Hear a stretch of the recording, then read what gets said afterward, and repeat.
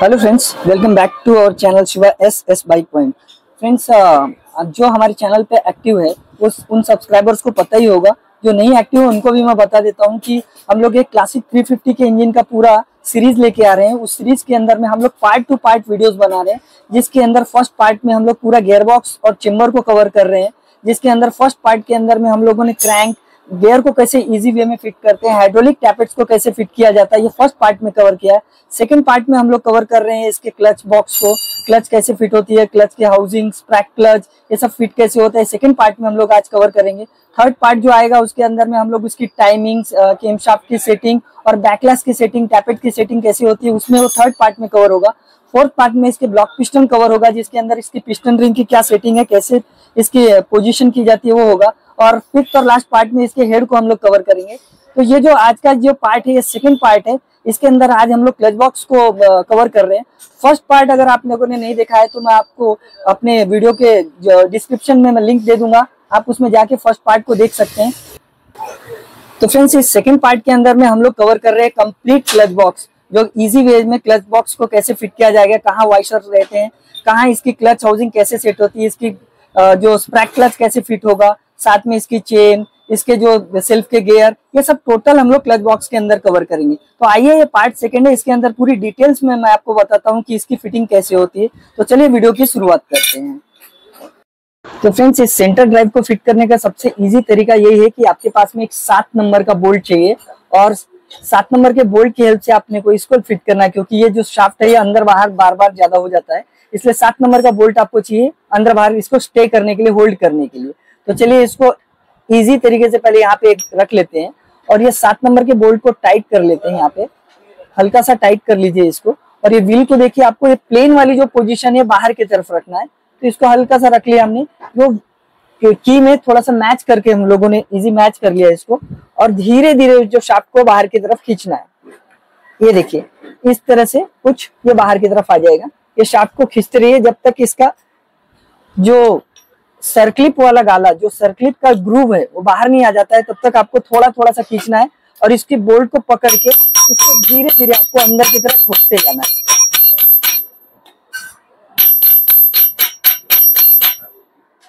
तो देखिए कुछ इस तरह से इसके यहाँ का जो ग्रूव है, जो गाला जिसके अंदर में लॉक बैठता है, वो बाहर आ गया है। तो इसके अंदर में हम लोग सर्कलिप को लगा लेंगे।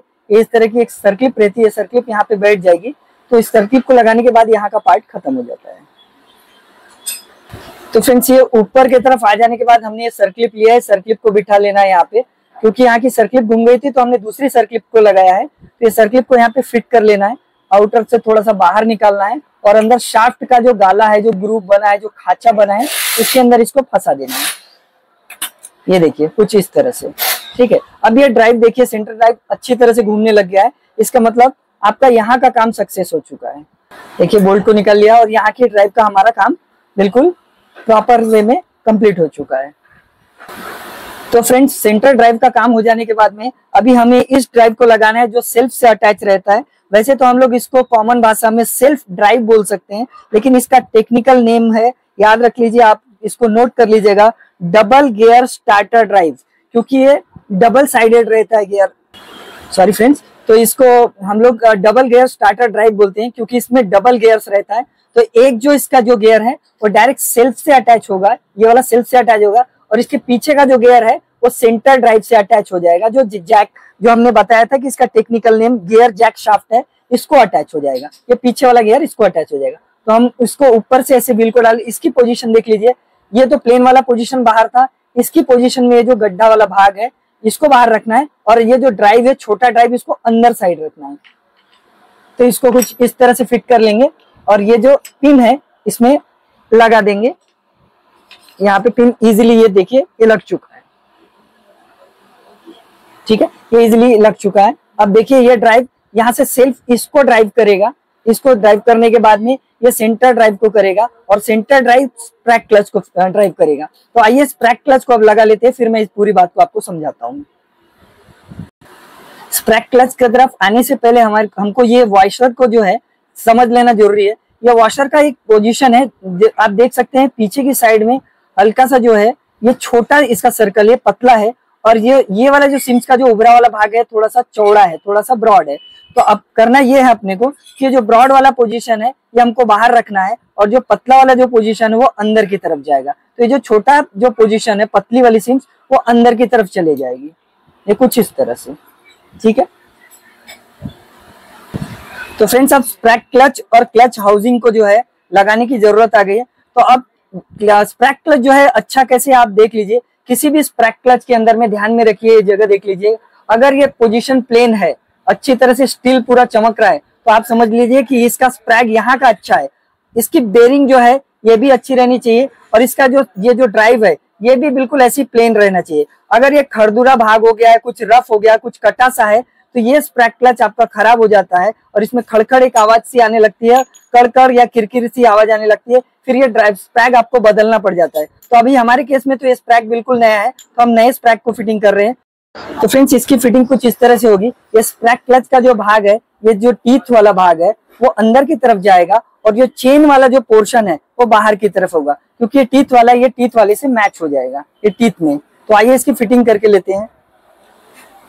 इसके बटन को थोड़ा दबा के नीचे ले लेते हैं और ये जो व्हील है इसके व्हील को हम लोगों ने लगा लिया है और स्प्रैग क्लच को धीरे से रख देना है इसके अंदर में एडजस्ट करके, और आप इसको धीरे धीरे घुमाइए, अंदर की तरफ चले जाएगा। देख रहे हैं आपकी पोजीशन, ये पीछे की टीथ जो है इसके अंदर में सेंटर ड्राइव से मैच हो गई और ये पूरी अच्छी तरह से इसके अंदर में बैठ चुका है। अब इसकी चेन कभी कभी आपको त्रास दे सकती है, इसको आप क्लिप को दबा के थोड़े नीचे रखिए इसको, तो चेन और ये हाउसिंग प्रॉपर तरीके से बैठ जाएगा। अब स्प्रैग क्लच और क्लच हाउसिंग लग जाने के बाद में अब क्लच प्लेट की फिटिंग की बारी है। तो उसकी क्लच आपको पहले ले लेना है और क्लच प्लेट की पूरी सेट को तैयार करना है। तो ये क्लच प्लेट यहाँ से कहीं से घिस के नहीं रहना चाहिए, बिल्कुल प्लेन रहना चाहिए। तो चलिए इसकी क्लच प्लेट की पूरी असेंबली को तैयार करते हैं। तो पहला क्लच प्लेट लगेगा, फिर एक स्टील प्लेट या सेंटर प्लेट आप कह सकते हैं, फिर से एक क्लच प्लेट, फिर से एक सेंटर प्लेट, फिर एक क्लच प्लेट, फिर से एक सेंटर प्लेट इसके ऊपर में, फिर से एक क्लच प्लेट, फिर एक सेंटर प्लेट, फिर एक क्लच प्लेट, फिर एक सेंटर प्लेट और लास्ट में फिर एक क्लच प्लेट। ऐसा पूरा ये सेट तैयार होगा। 1 2 3 4 5 6, इसमें 6 फ्रिक्शन प्लेट या क्लच प्लेट है और जो 5 इसके स्टील प्लेट या सेंटर प्लेट है। तो इसकी अब कॉम्बिनेशन तैयार हो जाने के बाद में क्लच सेंटर को लगा लेना है। क्लच सेंटर भी घसा हुआ नहीं रहना चाहिए, ये तो न्यू है क्योंकि ये घिस गया था इसलिए न्यू फिट कर रहे हैं। और इसके ग्रुप्स आपस में मैच कर लेना, ये गाला और ये गाला। देखिए ये जो होल है इसके अंदर में मैच हो जाएगा बिल्कुल। ये पूरी तरह से रेडी हो गया क्लच का सेक्शन। अभी इसकी फिटिंग कर लेते हैं।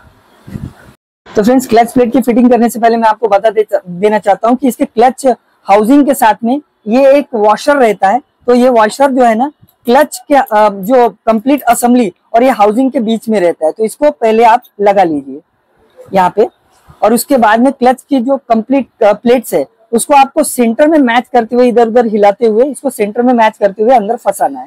तो चलिए इसको कुछ इस तरह से सेंटर मैचिंग करते हुए अंदर की तरफ हमको फंसाते हुए चलना है। और ये देखिए कुछ इजी, बिल्कुल इजी तरीके से क्लच प्लेट अंदर फंस चुका है। इसके 2 बोल्ट्स को अब निकाल के इसके अंदर के वॉशर और नट को हम लोग लगा लेंगे। फ्रेंड्स अब ये कंप्लीट क्लच हाउसिंग फिट हो जाने के बाद में इसमें का एक वॉशर लगा देना है और बाद में इसका 24 नंबर का जो है 24 नंबर का जो नट को टाइट कर लेना है। इसमें इसका ये होल्डर है, होल्डर लगा लीजिए और 24 नंबर की गोटी के साथ में इसको अब टाइट करना है।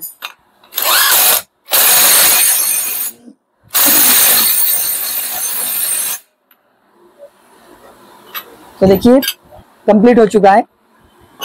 ये अंदर बाहर की तरफ हिलना चाहिए, ऊपर नीचे या अंदर और बाहर हिलना चाहिए। अब ये हो जाने के बाद आप इसकी स्प्रिंग और ऊपर की टॉप प्लेट लगा के हमको इसको 10 नंबर के पूरे बोल्ट्स को टाइट कर लेना है।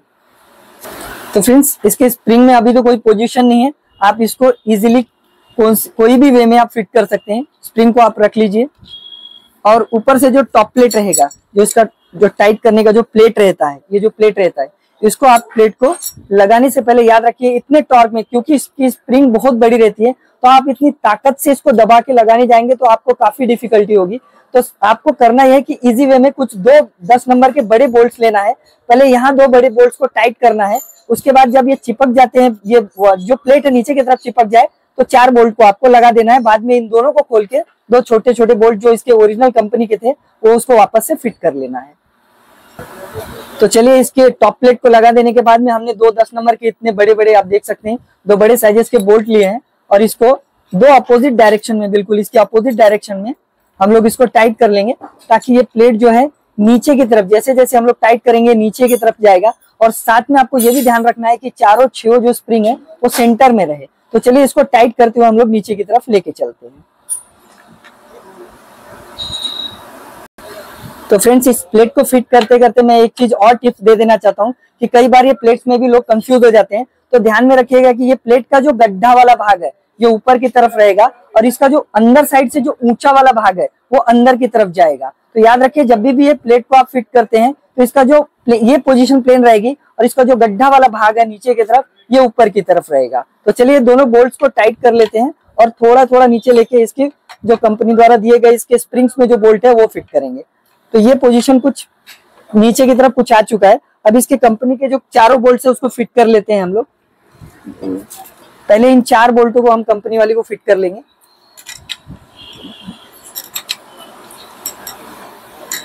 देखिए, 2 बोल्ट्स के वजह से ये बहुत इजी वे में फिट हो चुका है, नहीं तो इतना दबाना पड़ता था या आपको ये कोई दूसरी टूल की जरूरत पड़ती थी, पर बहुत इजी टूल बन जाता है ये 2 10 नंबर के बोल्ट्स के वजह से।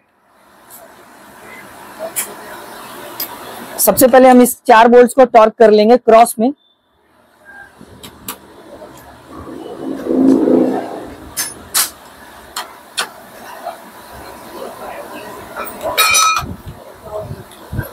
देखिए, यहाँ 4 बोल्ट टॉर्क हो जाने के बाद में हम लोगों ने जो ऊपर से 2 बोल्ट बाहर से जो यूज किया था स्प्रिंग को नीचे दबाने के लिए, वो 2 बोल्ट्स को निकाल लेंगे और इसमें कंपनी द्वारा जो दिए गए जो 6 बोल्ट्स में से 2 लास्ट के जो 2 बोल्ट्स है उसको भी लगा लेना है हमको।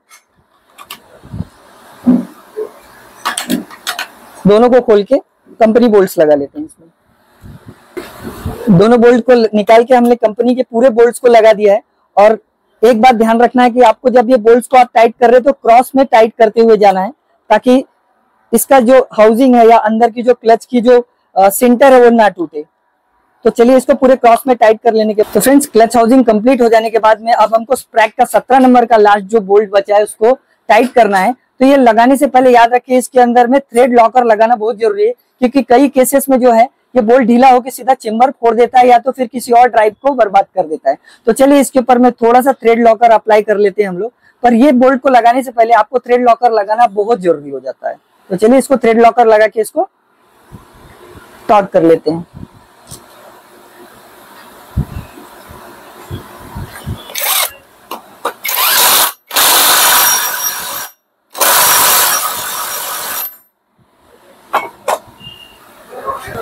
तो फ्रेंड्स, ये पूरा कंप्लीट हो जाने के बाद में अभी हमको बेरिंग केज के साथ में बेरिंग को लगा देना है।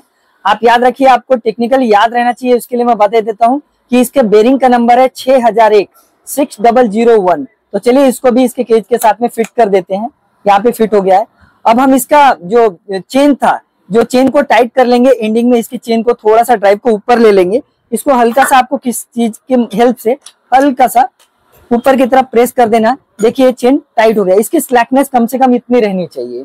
और अब ये जो क्लच की जो हमारा जो गियर का जो शाफ्ट था, हम इसको नहीं लगा रहे, क्योंकि इसका जो थर्ड पार्ट जो आ रहा है वो उसका आएगा आपका राइट हैंड साइड का हम लोग कवर जो है उसको कवर करने वाले हैं। तो ये जो गियर शाफ्ट है लगाना हमारे लिए अभी कोई जरूरी नहीं है। तो हम नेक्स्ट इसमें पार्ट में हम लोग ये गियर शाफ्ट को लगाएंगे।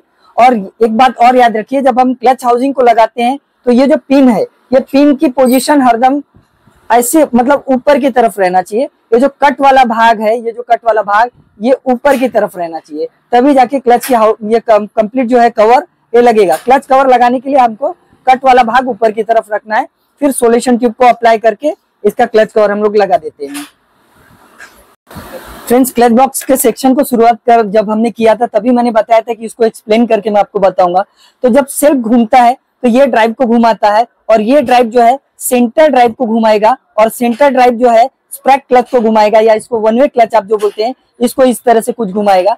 ये एक साइड जैसे सेल्फ घुमाने के बाद ये इंजन स्टार्ट हो जाती है। उसके बाद आप देखेंगे कि ये जो स्प्रैक क्लच के ऊपर सबसे ऊपर का जो सेल्फ गियर है, ये देखिए एक साइड से पूरा फ्री रहता है। मतलब जो वन वे, जो आपका जो रेगुलर वन वे जैसा ही ये काम करता है, ये एक साइड फ्री घूमेगा और एक साइड इंजन को रोटेट करेगा। तो चलिए यहाँ एक्सप्लेनेशन का ये पार्ट पूरा खत्म हो गया है। इसकी क्लच हाउसिंग, सॉरी क्लच के कवर को लगा के पूरी तरह से इसको कंप्लीट कर देते हैं।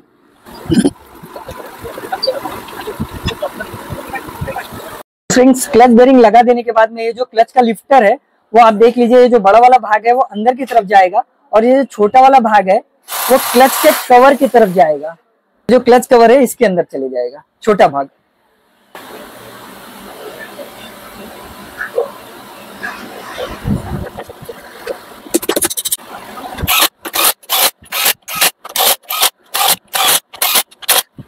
फ्रेंड्स, क्लच कवर लगा देने के साथ ही हमारा पार्ट 2 जो क्लच कवर का जो सेक्शन था वो पूरी तरह से कंप्लीट हो चुका है।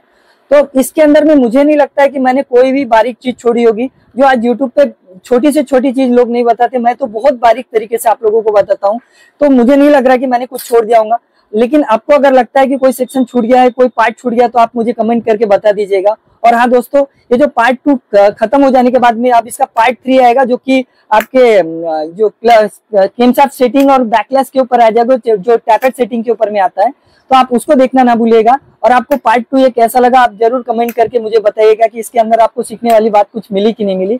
तो मिलते हैं जो थर्ड पार्ट है, कुछ ही दिन के बाद थर्ड पार्ट भी इसका आ जाएगा। इस थर्ड पार्ट के अंदर हम लोग आपको बताएंगे कि तो अपना केमशाफ्ट की सेटिंग जो होती है वो कैसे होगी, टैपेट की सेटिंग कैसे होगी, इसकी मैग्नेट की फिटिंग कैसी होगी, और बैकलैश जो किटकिट या टिक टिक या गड़गड़ आवाज है उसको कैसे क्लियर करेंगे। तो हम लोग थर्ड पार्ट में उस पार्ट के साथ आपको मिलेंगे। तो चलिए तब तक के लिए इस वीडियो को एंड करते हैं। अगर आपको ये वीडियो अच्छी लगी होगी तो आप इसको लाइक, शेयर एंड सब्सक्राइब कर दीजिएगा। तो मिलते हैं थर्ड पार्ट में, तब तक के लिए thank you for watching my channel. जय हिंद।